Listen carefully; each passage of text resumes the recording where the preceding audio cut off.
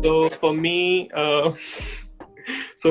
my first question at the program where I matched was, he looked at my application. He's like, China, India, US, and he's like, what are you doing here? So it wasn't.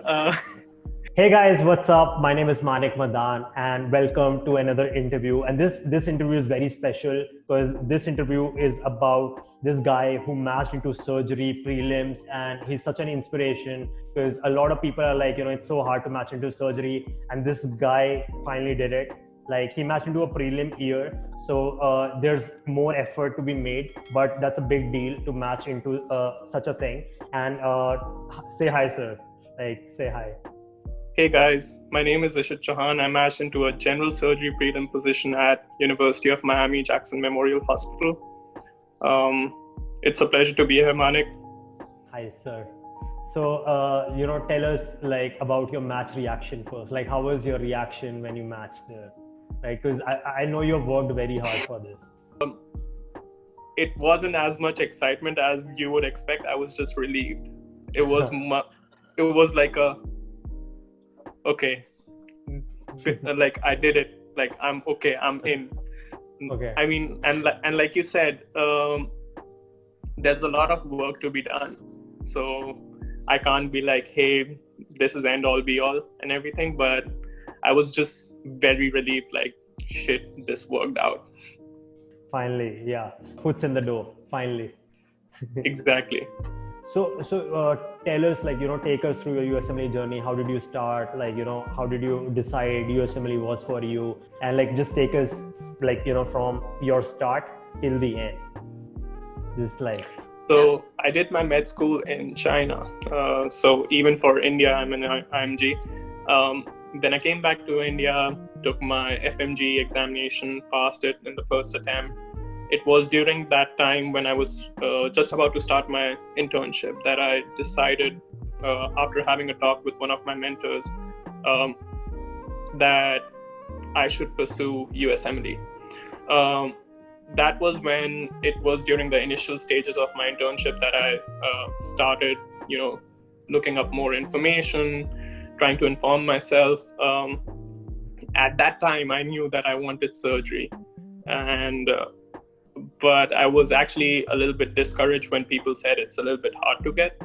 But then I was like, I'm trying, so might as well try. Let's see how things work out.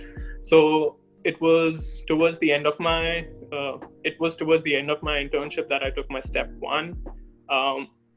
I scored a 232 on my step one, and then it was the next day after I finished my exam that I flew to New York because my electives were scheduled. I did 3 electives at Mount Sinai, including 1 elective in neurosurgery, 2 electives in cardiology. And then I also did 1 more elective at FIU, Florida International University, in general surgery. There was some downtime in between. And during that time, I gave my step 2 CS, came back to India around November 2018, something like that. Started looking for a job as a junior resident because I didn't want my CV to be empty. Got lucky that I got into GB Pant Hospital, New Delhi. It's associated with Maulana Azad Medical College. It was during that time that I was actually actively looking for how to get involved in research. I didn't know much about research or anything, but I was lucky enough to find a professor of cardiology who was kind enough to take me under his wing, kind of, and we started off a prospective cohort study, which was pretty massive. We had a primary endpoint of 3,000 patients. Oh my God, that's a lot. That's a lot. Yeah. So we published that that publication was eventually published in Clinical Cardiology around September of 2019. And it was, again, a design article. So we are still in the process of publishing more articles that have been derived from that cohort. During that same time, I worked till maybe June 2019 at GB Pant Hospital.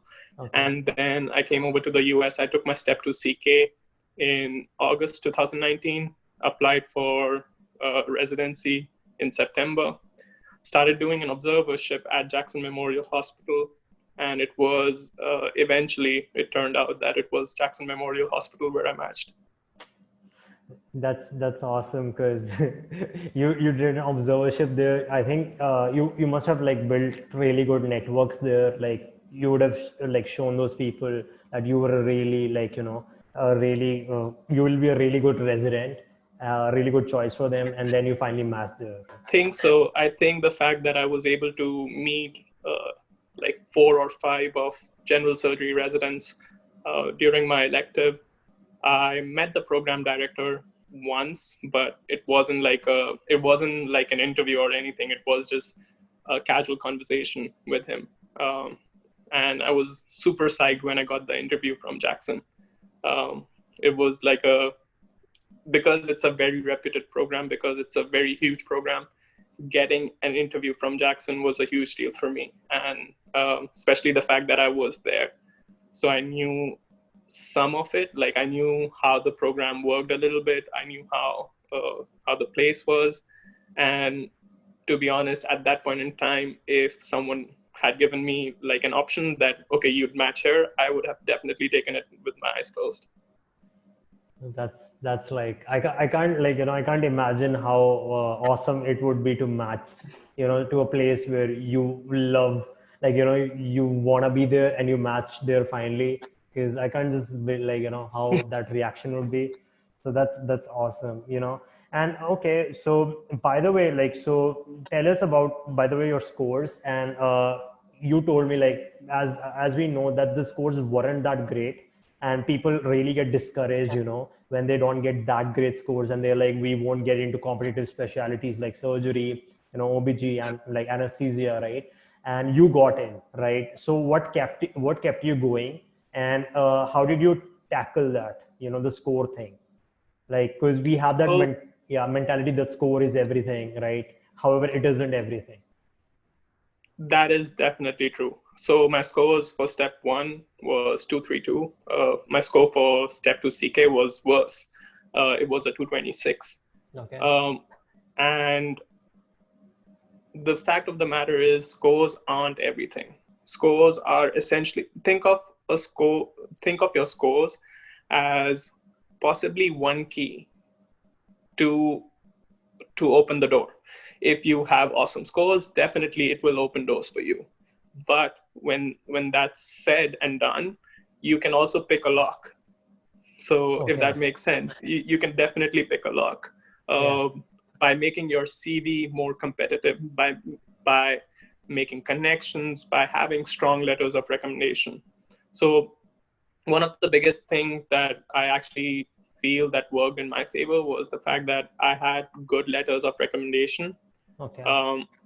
The other thing that I think worked in my favor was the fact that I did a rotation at Jackson itself. So I knew people here. I met general surgery residents. They were willing to vouch for me.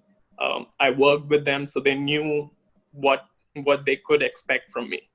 And one of the biggest things that I've been told, and one of the biggest things that matters in probably surgery and all the competitive specialties, is that if they see your work ethic, and if they see that, okay, this person may not have the best scores, this person may not have the best CV, but this person is downright willing to do it. Okay. He's passionate about it, and that passion shows. But this person is downright willing to do it. Okay. He's passionate about it, and that passion shows. I think it makes a lot. It counts for a lot.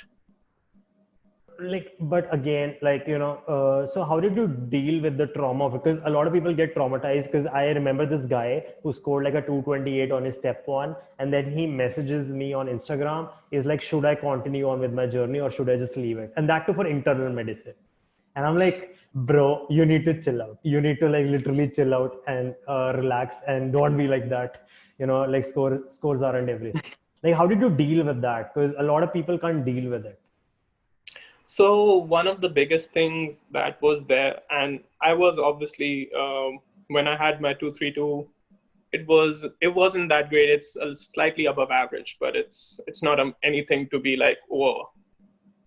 And when you talk about a 226 in CK, that was something that was actually a little bit discouraging for me, because when you look at the scores, 226 is literally one standard deviation below the mean. Okay. So it was discouraging, and to be honest, so I ended up applying for 100 general surgery programs and 185 internal medicine programs. Internal medicine was my backup, but if you look at just the statistics, you would be like, with 185 programs, that doesn't sound much of a backup. That sounds like the main plan. Yeah, Um, it does. It does. Yeah. uh, but it was during that time when I scored, when I was also dealing with the possibility of not matching at all, that I realized that I'm pretty much hell bent on getting surgery. Um, I had a few people motivate me as well. I was, like I said, I met the general surgery resident, and among the residents that I met, one of them actually became a very good friend of mine, actually became a mentor. And I worked with him on papers. And that person, he had a fail on step 2 CS, and Oh, he still okay. matched into surgery. Oh, that's And great. Yeah.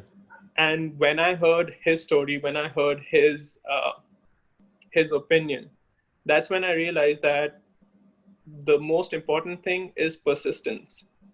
And you might have to do some remedial work to cover up your blemishes, but it can definitely be done. And another thing that kind of pushed me, made me sure that I only want surgery, was as I was preparing for the fact that I might not match at all. I had just 4 interviews in total. I had 2 interviews for general surgery, 2 interviews for internal medicine. And when you look at those numbers, 2 out of 100 and 2 out of 185, it's not a very motivating number. Mhm. Yeah, And it is not. Yeah, I get it. Yeah. and then you look at charting outcomes and stuff that NRMP comes with. All that data is like, when you have 2 interviews for surgery, you have 0.2 probability of matching. Okay, that's scary. That's like, yeah. That's a very scary number when you look at, and when you're just like, when you're just looking into the future and you don't know what's going to happen. That's a very scary number to look at, that you have a 20% chance of matching. That's it. So when I was going through this process, and one of my mentors, he's a cardiology fellow, he he said, prepare for the worst. At that point in time, I didn't like what he said, but to be honest, the fact that he said prepare for the worst was actually something that played out in my favor. Because in my head, I was like, the worst case scenario is that I won't match. And because that's the worst case scenario, what do I do after that worst case scenario? I was like, okay, I can still improve my application. I can still give step 3. I can still start publishing. Maybe I should look for a research associate position or something like that. So when all of these things started coming into my mind, I also realized at some point in time that I would rather take any position of surgery anywhere as compared to internal medicine at a prestigious university. And that's when I was really like motivated, and I had the grit that yes, I'm in for surgery only. So Okay. that was something that I learned through the process. And when I talk about scores, again, the same thing. Like when you get into the system, or when you get to know people, looking from outside, it looks very different. Looking from outside, you're just looking at the NRMP data, which says you have to have, as a non-US IMG, a 242 and a 249 to match into general surgery. Yeah. But the fact of the matter is, when you look a little bit closer, when you look at people who are doing it, there are people who have had steps like attempts on step, people who have had 220s still matching into a prelim position and then working their butt off to get into a categorical position. These are things that are there in the fine print that you might not know when you're just looking from afar. And when I got to know that there are people who have done this, who have made it, I think that was one of the biggest motivating factors for me. That's awesome. But like, by the way, just like let us know what a prelim position is for, because a lot of people would be like, "What's a prelim position?" Just like let us know what's a prelim position. I'll give you a short introduction about it. I actually made a video about it. It's also on my Instagram. I'll mention that down there. I'll mention your link down there. All right, sure. Yeah. So a prelim position is a first year position only. So when I say a preliminary general surgery, that means that's only the first year. That's called your intern year position for one single year. So basically, it's your internship, but only in surgery. There's also preliminary medicine. There's also preliminary OBGYN. There's also transitional year. All of these are just 1 year positions. The most enabling factor for these is the fact that they are like a gateway. They can open doors for you when you want to apply for competitive specialties such as surgery, such as ortho, neurosurgery, plastics, when you want to apply for allied specialties such as anesthesia, interventional radiology.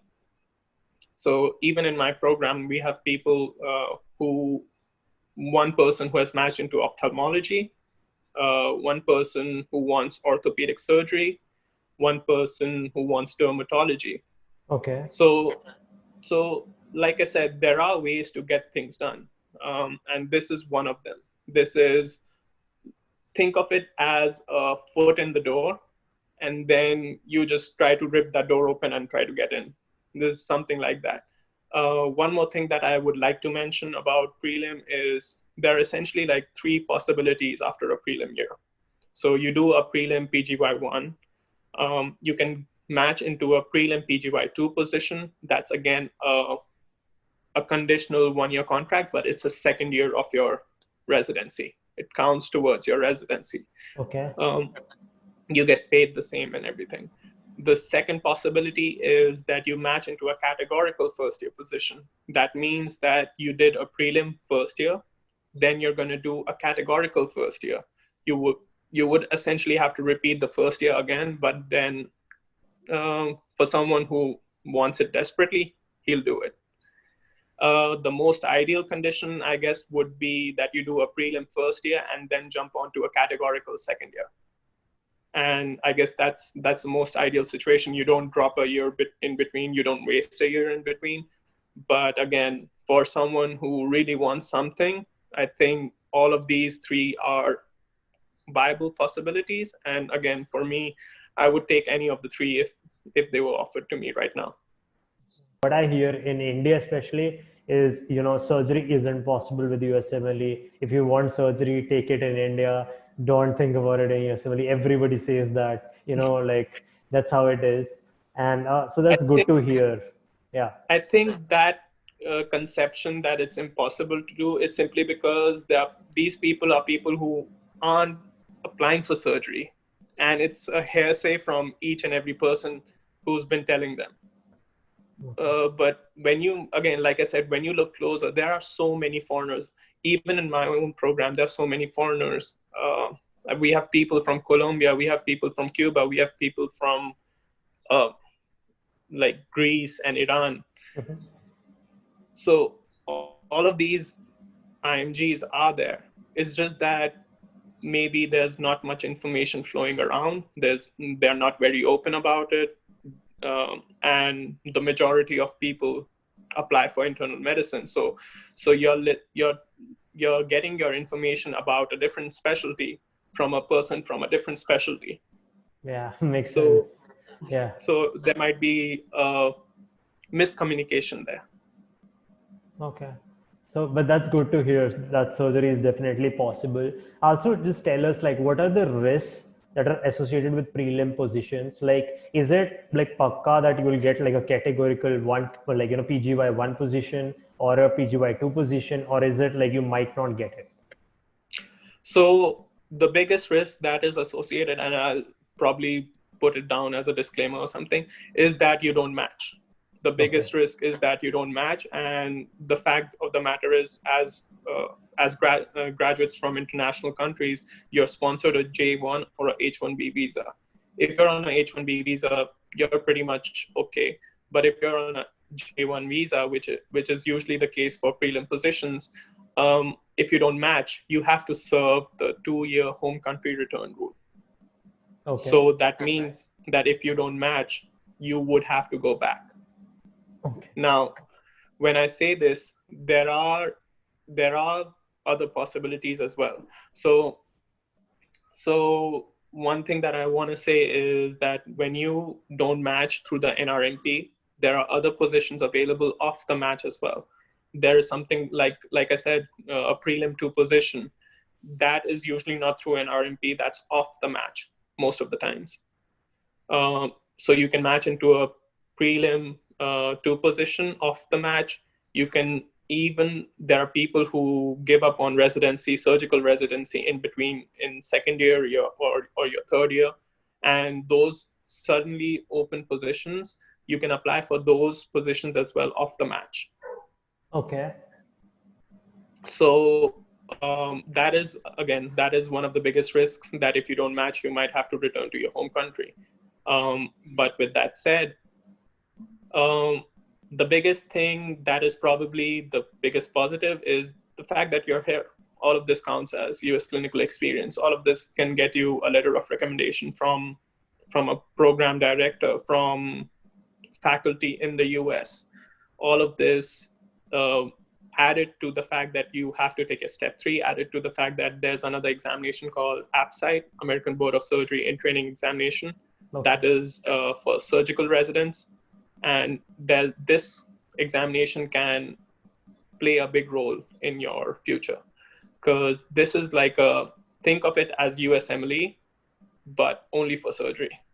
Right. So think of it as step 2 CK only for surgery, something like that. So this examination can dictate a lot of things for you. If you score, say, in the 90th percentile, it essentially says that you scored better than the 90% of the people who took this examination, better than 90% of surgery interns who took this examination. So every program would be willing to have you if you have such an awesome score. So all of these things tend to play a role in that. And the other thing is that obviously you have to do well in your residency. You have to make sure that you're working hard, you're doing your duty. You can't be slacking off, and you can't be like, oh, I'll write the note later, I'll do something else, I'll do this, that, and expect that, oh, I'll get a position next year. So you obviously have to keep working hard. So that's the positive and the negative of a prelim position. Okay. But I'm really rooting for you that you match into categorical like PGY2 position. That'd be like awesome. Thank you so much. Yeah. So okay, by the way, like what according to you was the toughest step? So you went from the start like until the end of matching into a PGY1 position. What was the toughest step like along this journey? Like was it electives? Was it maybe taking your steps like step 1, step 2? Well, like what was the toughest thing? I think other than the fact that you have to take your step exams, I think the toughest step was the interview season. All right. Because if you have an awesome score, you're getting interviews left, right, and center. And you have a tendency to ask your friends, hey, did you get an interview? Hey, how's your situation? And when you see your friends getting 7, 8, 9, 10 interviews and you're at 2, 3, 4, you're like, oh shit, what have I done? And and the other thing is that because there's a lot of time between September September 15th, that's when you submit your application. This year it will be different, but September 15th till March 15th, when you are essentially getting a result, this is almost 6 months. So during that downtime, and especially if you have a lot of free time and you're not doing anything, that uncertainty, that doubt kind of creeps in. And when that doubt creeps in, it's difficult to get over that doubt. So you have to have a very rigid, a very good support system around you. And thankfully, I had that. Thankfully, like even when I say my mentor said, prepare for the worst, it did work in my favor, because I was ready, mentally prepared that, okay, if I don't match, this is what I have to this is what I have to do to make my CV better, make my application better for the subsequent match. Okay, so prepare for the worst. Yeah, that's what I'm taking from this. Okay, prepare for the worst. Yeah, awesome. And okay, so tell us about electives, like what are your thoughts about electives? How should one apply for it? Because there's a lot of private companies offering like AM opportunities, and you know that, right? So there's a whole business behind it, right? So how does one apply for electives? And what are your thoughts regarding electives, like in general? So my recommendation for electives would be to, first of all, get your step one under your belt as soon as possible. If you are in med school, if you are anywhere in your internship and not yet graduated, definitely try to get your step one under your belt as soon as possible, as soon as you're comfortable with it. The other thing is that if you don't have the chance to get your step one, maybe you're graduating, maybe you're in your internship, and you have to apply, because there's a little bit of a time frame that you have to apply before. You have to apply like 6 to 9 months before the expected date of the elective. So if that is the case, then yes, definitely go ahead and apply for electives. They do work in your favor. You get crucial experience. I think the fact that I was able to rotate at Mount Sinai Hospital, it made me compare and contrast how different the practices were in US versus India. The other thing is that because you're at that place, and if it's a good place, you can definitely ask for letters of recommendation from prominent people in their fields. Okay. So that is one thing that I would definitely recommend. Go for electives at renowned places, go for electives at places that have a good reputation.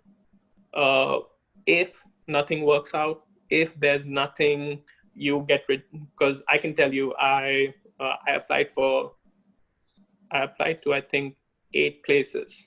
The application itself was pretty costly. Yeah, it's very costly for even Mount Sinai and everywhere. Mount Sinai was $1,000. Yeah. Cornell is $250. University of Massachusetts was $50 or $100. Howard's application, I don't remember, but if you get selected for an elective, that's $5,000. Yale didn't have an application. University of Chicago, Illinois, I think it was $100 or something like that. But all of these places that I just said, they do have application costs, and you have to take the risk and apply. FIU had a $250 application fee. Okay. So what I'm saying is that you kind of have to apply. You have to kind of invest this money. Once you start investing this money, and hopefully you will get accepted somewhere. But for people who don't get accepted anywhere, I would definitely say the other alternative is to go through these agencies. The fact of the matter is that almost all the universities, almost all the private companies have almost turned, like you said, into a capitalistic business, wherein they're charging prime dollar to get you that experience. So first, try to get into a university if you can. If you can't, then your second option should be AMO opportunities, I don't know, Ameri clerkships, places like those. And then you have to make sure that you have enough financial stability to get through this process, because the cheap the really, the affordable electives are only available for those who have taken step one. Okay. You have places like Cleveland Clinic that charge around $400 or $500, if I remember correctly. You have LSU, you have Mayo Clinic. All of these places charge you less than $1,000. Okay. But again, they're also reputable places, so you might consider them. And that's why I said the first and foremost, if you have the option, take your step one as soon as possible. What about research? So like just talk to us about research and what are your thoughts on like that for boosting your CV for USMLE? So research is important especially when you're applying for competitive specialties, for specialties that are not the well-trodden specialties, such as surgery, anesthesia. I think research plays a fair amount of role in these specialties. Now, the fact of the matter is that it's not easy to get research in the United States. Simply because you would have to be sponsored a visa. Again, saying that, I must also say it's not impossible. So I do know people who have emailed like multiple programs, multiple professors all over the United States. And the fact of the matter is, as long as one of them replies, as long as one of them says, okay, we would take you in, or we might be interested in you, you get a position. So I would definitely say if research is something that you want to do in the United States specifically, and if you can commit a year to research, I think there's a fair chance that you can get it. Mm-hmm. You would have to do a lot of background searching. You would have to approach the right people. And even when you do all of that, there's a 99% chance that they might not reply, they might reject you, they might outright just not even see your email. But all you need is that one single person who says, okay, we are interested in what you have to offer. And the other thing is that if, say, nothing works out, you're at home, you're in your home country, approach professors in your home country, approach professors that you have worked with in med school, approach professors at, say, the place where you're doing your junior residency or something. And many of the times, these professors know how to conduct a research, and they would be able to help you with it. I'm not saying that everyone has to publish a pioneer study or something, but even a case study, even a case series, a case report, sorry, even a case report counts as a publication. So you can publish even in India, as long as it's an indexed journal, as long as it's getting indexed somewhere. PubMed would be one of the places where you can get it indexed. As long as it's indexed, it counts. As long as it's in a good journal with a good impact factor, it counts. So definitely there are like options to do research. In my case, like I said, I approached a professor of cardiology at GB Pant Hospital, and I was able to get into that research. And like I said, it was a pretty big research, and we are in the process of submitting more articles from that research. So no, that's great. Like, okay, like approach because a lot of people, like even my brother, he's in med school. Like I keep on telling him he wants like neurology, but he doesn't approach his professor. And I keep pushing him like just go and talk to someone, and they will help you. Like I've seen that. Definitely. Yeah.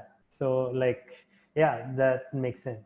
So, so when you interview with, like you interview with programs, there are some special things about you that they notice, right? That even boost your CV. So what other things you think, boosted your CV, and what other things like would be your recommendations, like, like other than research and all, what can you do else other than these things to boost your CV?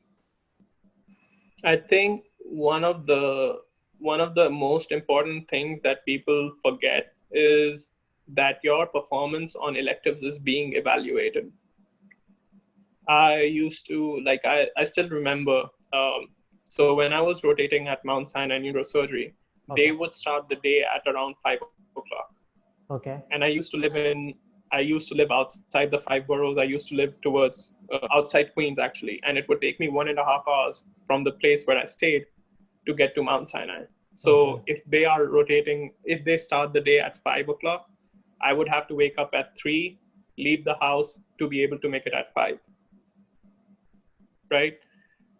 I could have easily been like, hey, the surgery start at 7 or 8, I'll come at 8. But I made it a point, and I was even told by the residents that I don't necessarily have to be there for the pre-rounds, but I made it a point that I have to be there at 5. When the resident gets there, I should get there. Because you are essentially showing yourself as a resident. You are showing them, hey, I will be a potential resident for you. So if a resident is doing that, you should essentially be doing that as well. So I made it a point, even if I had to wake up at 3 a.m. in the morning, just to make sure that I could reach at 5 o'clock on time. Be sure that you're present. You can't be evaluated well if you're not present. So that is one of the things that I would like to say, be present. And that is something that goes on to the letter writer will see that.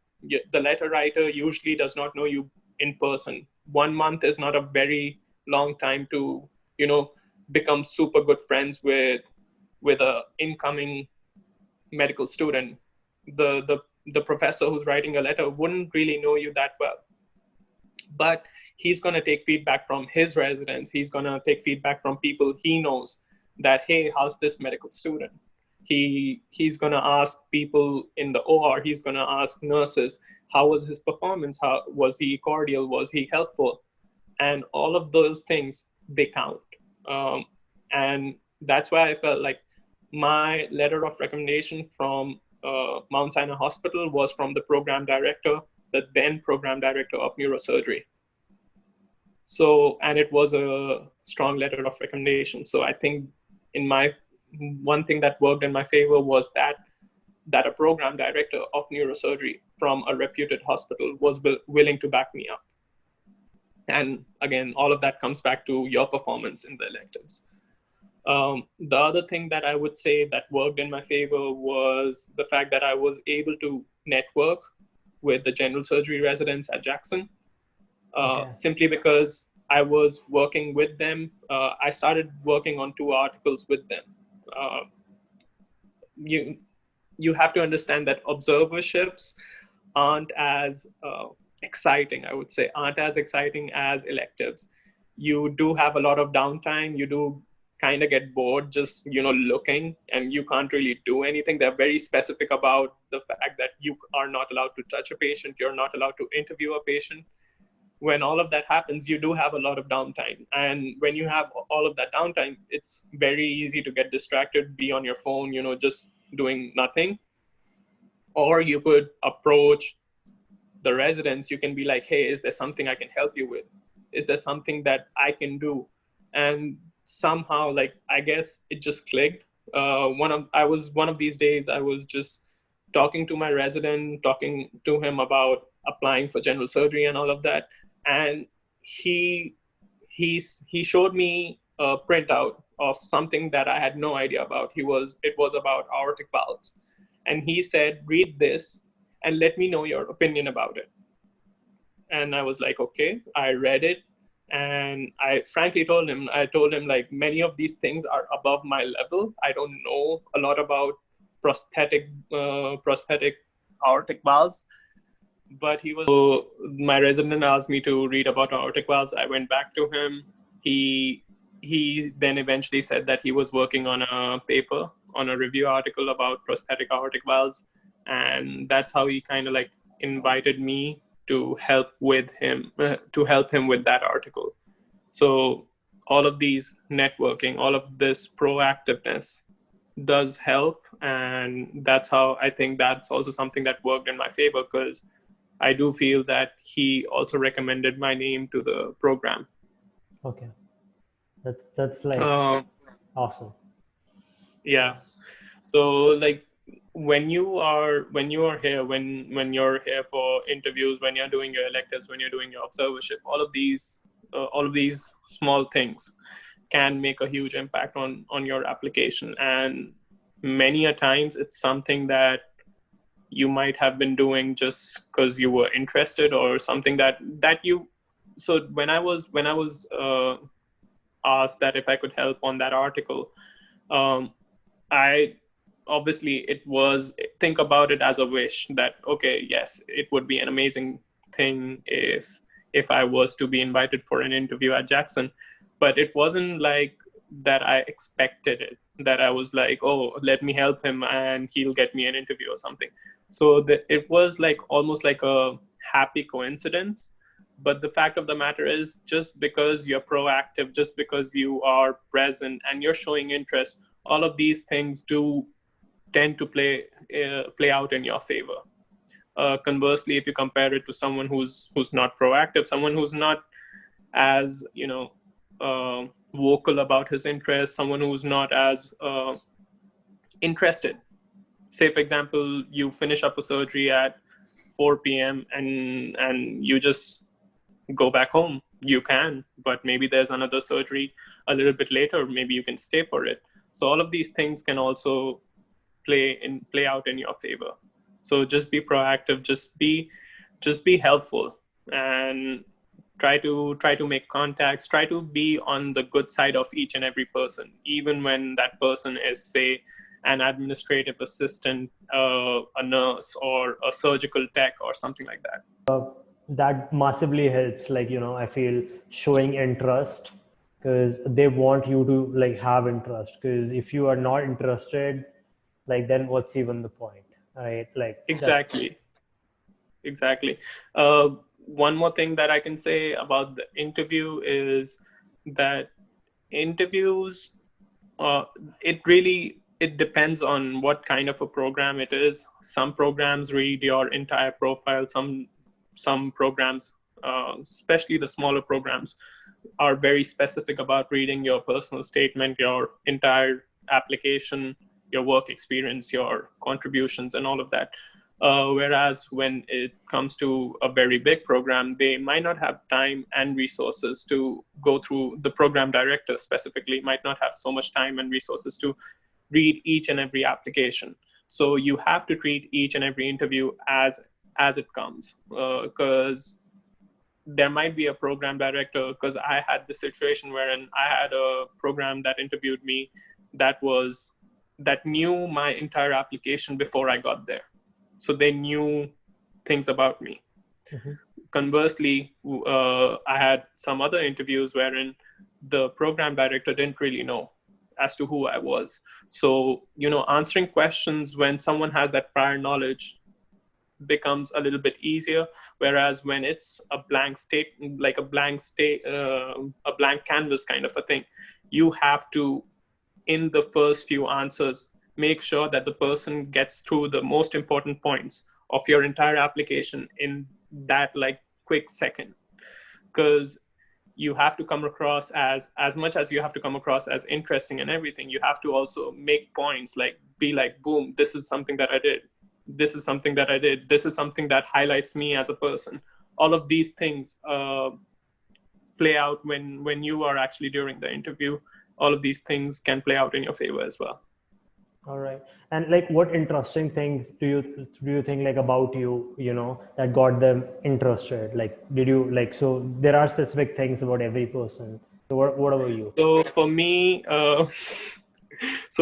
my first question at the program where I matched was, he looked at my application. He's like, China, India, US, and he's like, what are you doing here? So it wasn't it wasn't a usual question. It wasn't like, hey, tell me about yourself or something. His first question was, China, India, what are you doing here?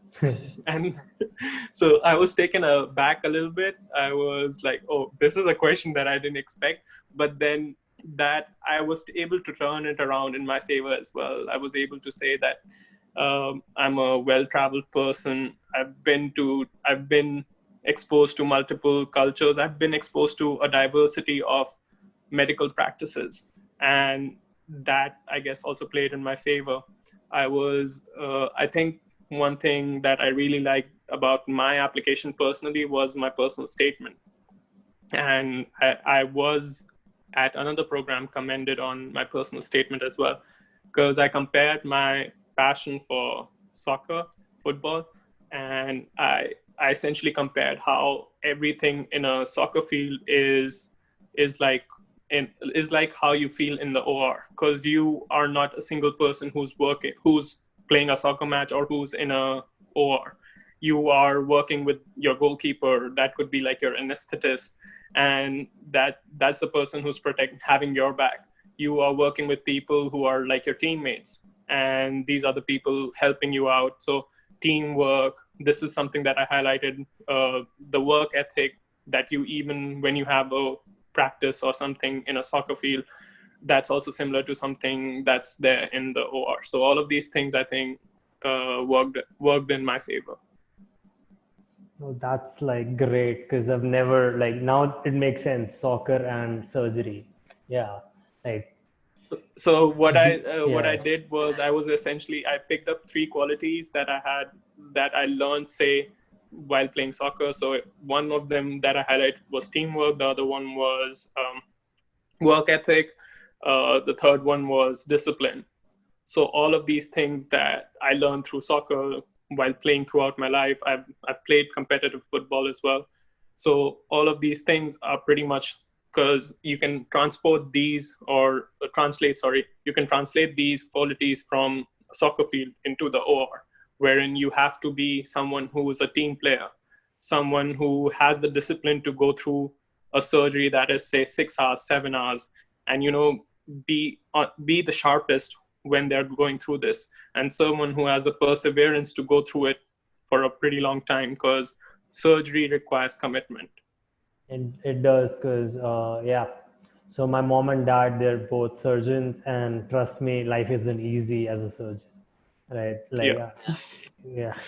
But I think like you're really passionate about it, so like it'd be awesome for you, because passion is everything, I think, in the end, and what makes you happy is all the thing that matters the most.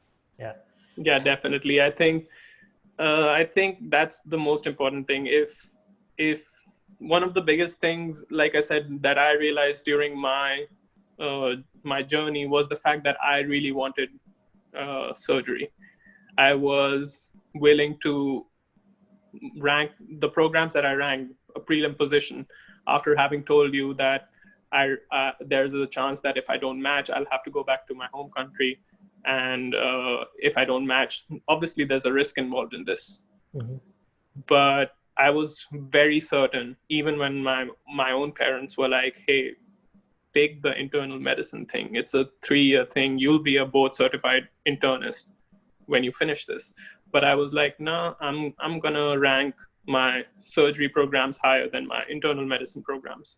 So I was pretty certain about it, that I want surgery more than I want internal medicine. And to anyone who wants surgery, who wants anesthesia, who wants something that is not the well-trodden path, I think your perseverance and your grit for that particular specialty has to show.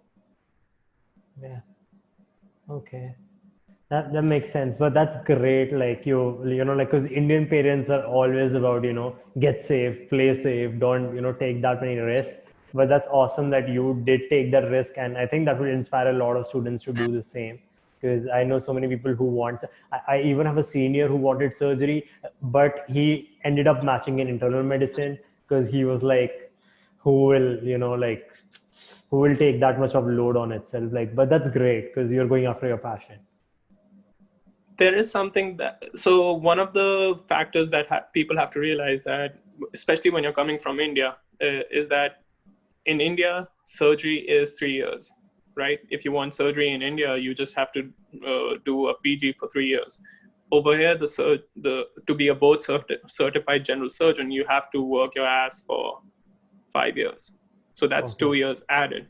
But I know people, and I know now, I definitely, getting inside the system, getting to know people.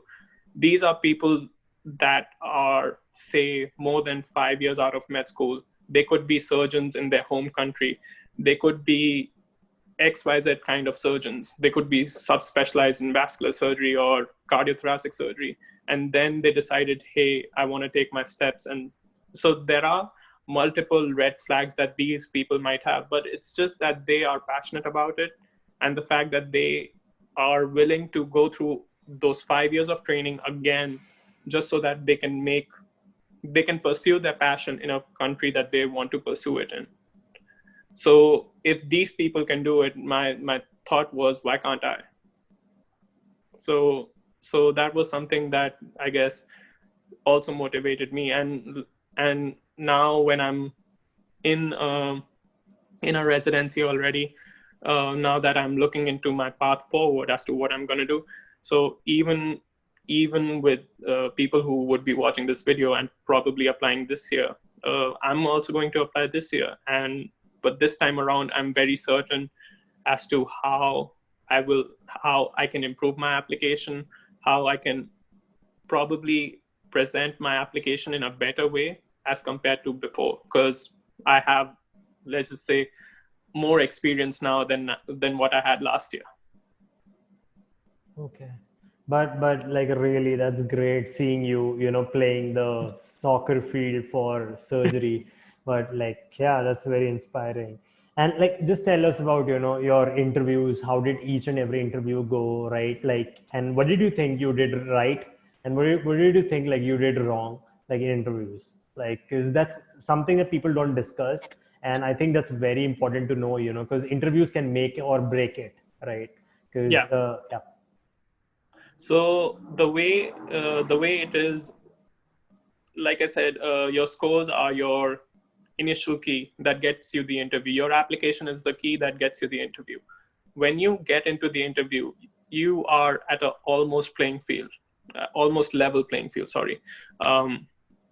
You are at a level playing field with someone else who might have an awesome score, someone else who might have awesome research experiences, someone who might have done like amazing things in their volunteer work or something. But you all are being interviewed for the same position, and you are at a level playing field. So you have to make sure that you, first of all, practice your interviews. You should be able to, express your ideas in a concise manner. You should be able to express that idea, and that idea should be able to, harness the interest of that particular person who's interviewing you. Because this ability to being able to talk and everything, this is something that you have to practice a little bit as well. And other than that, the thing that I would say, I had 2 interviews at primary care positions for internal medicine. And over there, I really felt that they read my CV. They knew as to who I was. So you have to be very careful as to what you say. You can't say random stuff. You can't curse. You can't even say stuff like shit or something like that. I always end up saying shit. I don't know how. Like every time, once I was on a stage and I said shit and the F word. I don't know how. Like that comes out. So one thing I have to work on. Like yeah. Be careful of that. But like you have to be cordial, and you're dealing with people who are trying to arrange stuff for you. Like there are residents there are people in the administrative staff there. So you have to be cordial with them. All your communications with the administrative staff, especially the program coordinators, counts. You can't be rude to any of the program coordinators or something.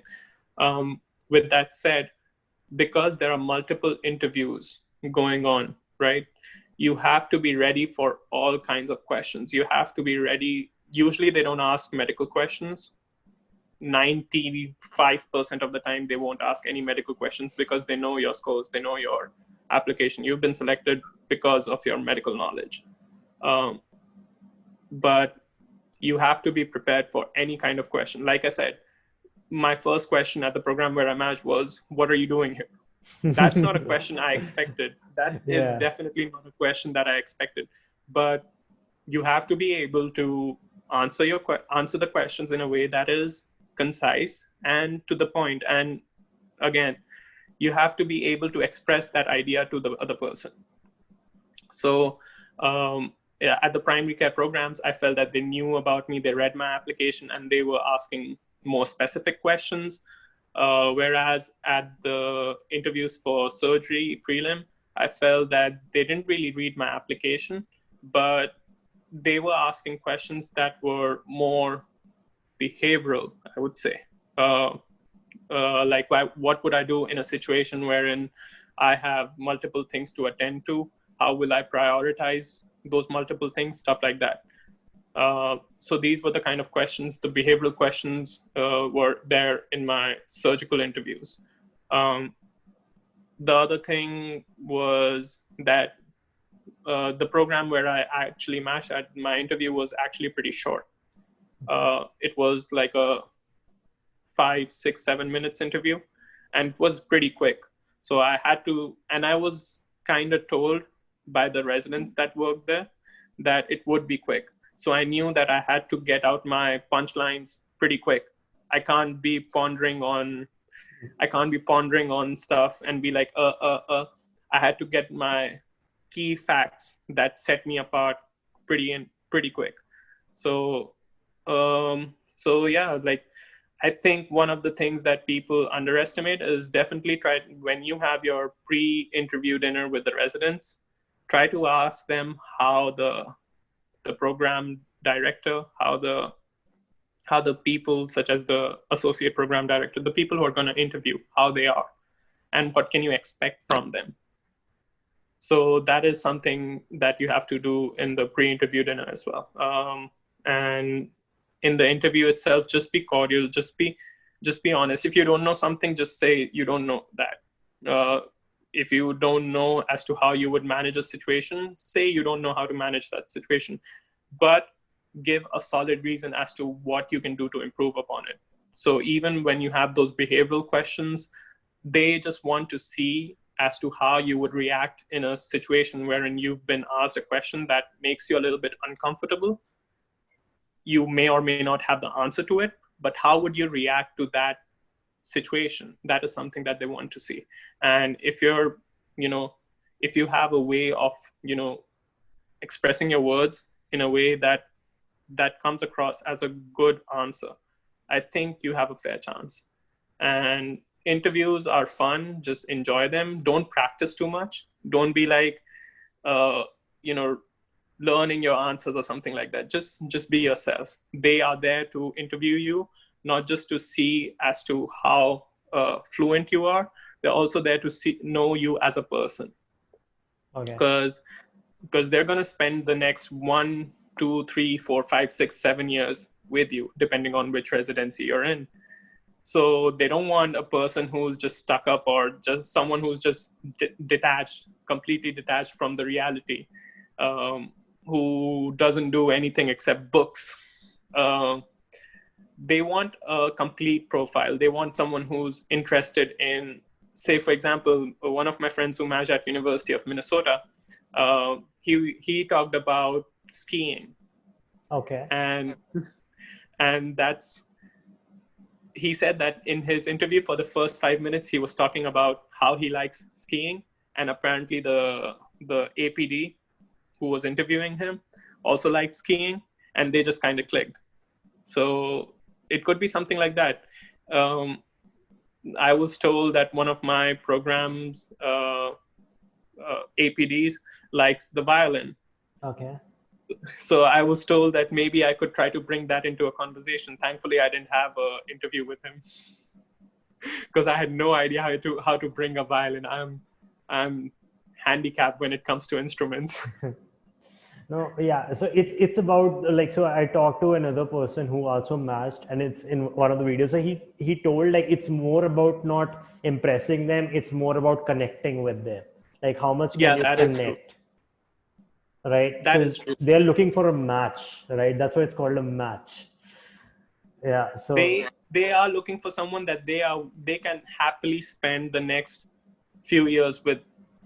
They don't want someone who's not able to, communicate properly, someone who cannot express themselves properly, someone who has no interest, because they're not, when you're working, right? Even say, for example, when you're working in India, anywhere in the world where you're working, when you're on the job, there is a patient that you might take care of, but in the downtime, you're spending most of your time with your immediate co-interns, with your immediate physicians. And when you're spending time with physicians, you're not talking about medical stuff all the time. You're talking about food. You're talking about, oh, there's this new restaurant down the street. You're talking about the score of the match that was yesterday or something. These are the conversations that you're having. So if you can connect about certain thing, that works in your favor as well. Okay, that's great. One more thing I wanted to ask you, and this is a strange question. Does having a US accent help? Because a lot of people ask this, like, because I have a bit of a US accent, like, and I've seen like people who remain residents in the US for 2 to 3 years, they get a US accent, right? So does having a US accent help? It was just in the comments a lot of the times, so that's why I'm asking you. I think having a clear accent helps. Okay. I don't think that having a US accent helps, but I think, again, it boils down to the same thing. If you have a very heavy accent that the other person is not able to understand, Okay. right? That will work slightly against you. But because even the patient, right? Even a patient who's coming in agony, he is like whatever, acute abdomen, screaming in pain, and he can't understand you. How's he gonna answer your physical and physical exam questions and everything? Okay. That makes sense. So having a clear accent helps, having a clear sound helps. But you can have an accent, you can have your whatever accent you have, but as long as you're clear, as long as you're able to communicate, that's something that helps. Okay, makes sense. And okay, so like getting down to it, like, so what were your regrets like in all of this? Like, when you go, like when you play the replay button, like throughout all of this, what were your regrets? What were some things that you wished you could have done better? Like, so that people can learn from that.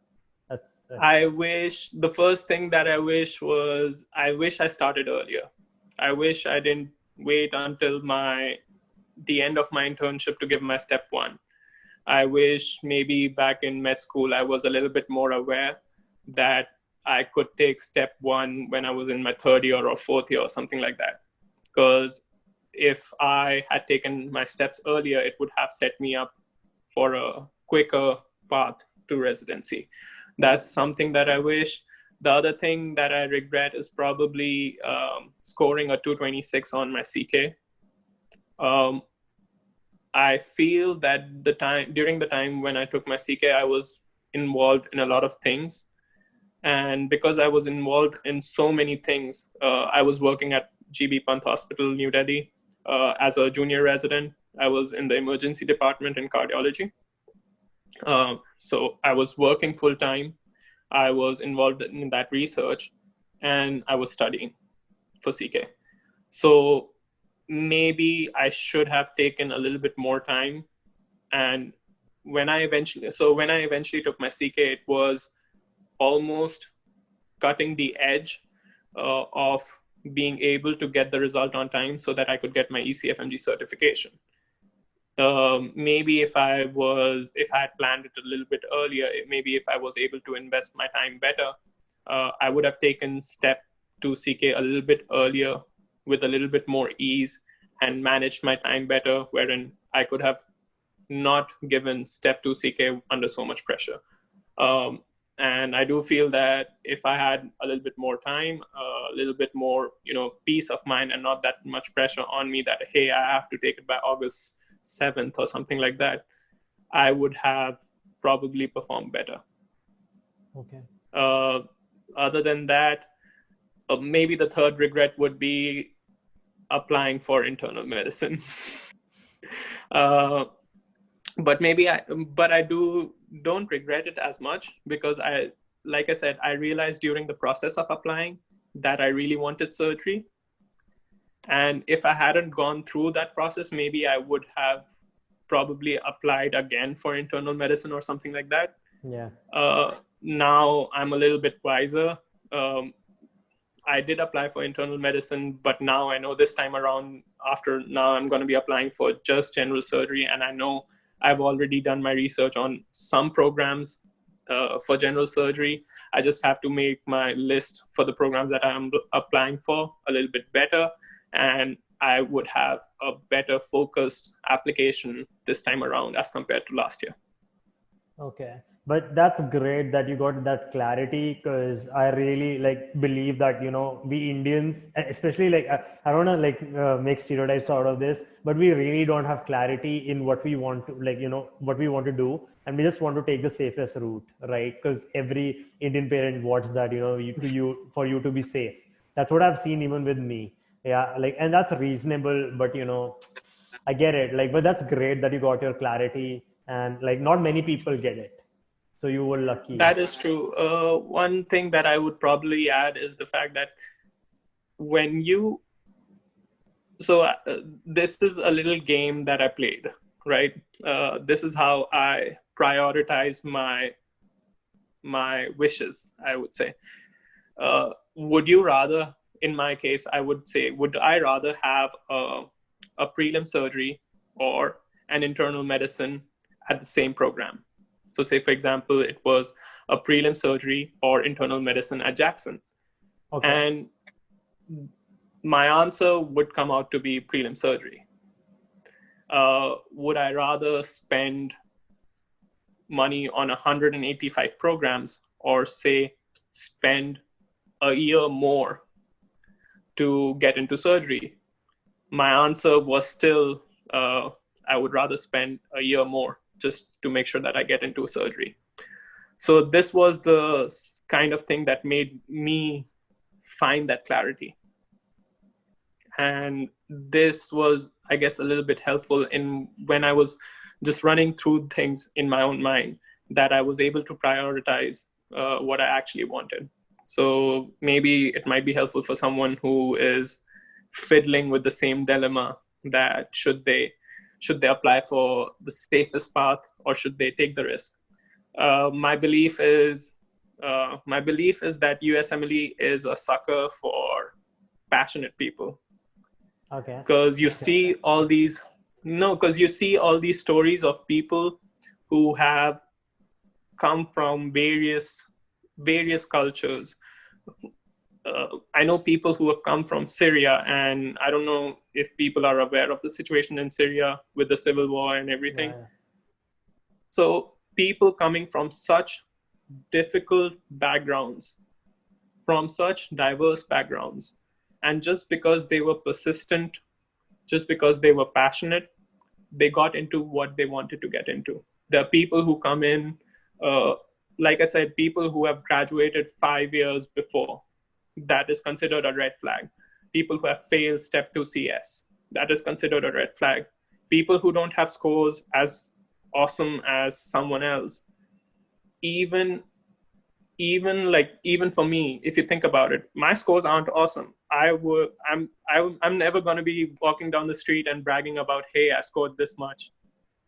But what I'm saying is that there are ways to get around your red flags, and when you get around those loopholes that you might have, and you're passionate about it, as long as you have that passion, I think it's possible. Obviously, you might have to spend more time for it. You might have to work harder than someone else who has, say, a better profile. But that is where your internal motivation, your internal passion comes into play. If you're passionate about it, I think you should go ahead and do what you're passionate about. And okay, that like I hope that inspires a lot of people to do what they really want to do, and not always listen to their parents, because I understand that like it's the dilemma with every Indian kid and their parents, like the path less traveled, I think. Yeah. So just like ending on this, like what was the total cost, like how much did it cost you like throughout this process? So the electives and the flights and everything included, the exams and everything, boarding, lodging included, I think it cost me around $25,000 US, a little bit more than that maybe. But again, when I want to say this to people who are just starting out, it might seem as a big number right now, but what they have to do is look at it as from a perspective of an investment. They would be investing this $25,000, $30,000 maybe, and now look at the return on that investment. You're going to get paid 50,000, 55,000 US dollars a year as a resident. As soon as you become an attending, that salary just bumps up like significantly. So all of this, your investment is going to lead to a significant return as well. So and the other investment that you have to be aware of is the investment of time. And that is probably something that is a bigger factor than your money, because money is not that difficult to earn, but time is. Once you lose it, it's gone. Yeah. So make sure that you have your idea planned out. Make sure you have a target in sight, and just try to make sure you meet the little target so that you make you hit your eventual, the big target. What are your parting words, like, to everyone who's watching? I would say take your time, work hard. It's going to fall into place. It eventually will fall into place. It might not fall into place the first time, but it will. Okay. I think because if you think about it, like you're going to miss those moments of hardship, like those are the moments that you're going to remember in the end. Like, so it's a very different situation when you look prospectively and when you look retrospectively. When you look retrospectively, it becomes a lot easier. When you are looking into an abyss of uncertainty, when you don't know what's going to happen, it is a daunting task to look into something with, say, for example, you gave an examination, you scored 220. It becomes a daunting task. Hey, what if?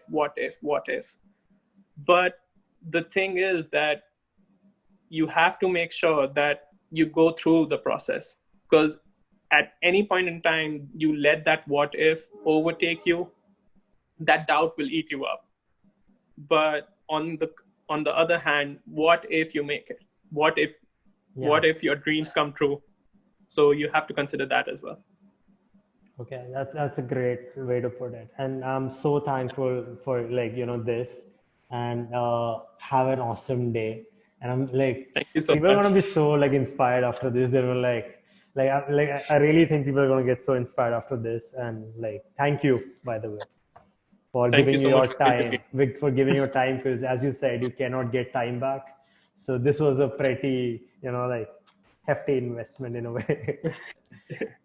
I hope it inspires more people to pursue what they actually like, because I understand that there are people who are going to say, oh, it can't be done, it's difficult, but it can be done.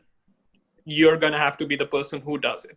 It's just that. If you have the guts for it, and second, if you're really that passionate about it, I think.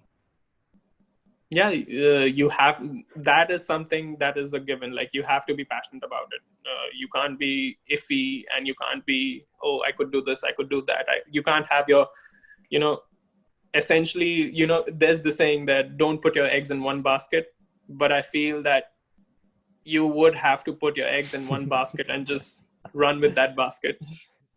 That's a very good critical counterintuitive thing for USMLE. Put your eggs in one basket and run. Maybe. That's okay.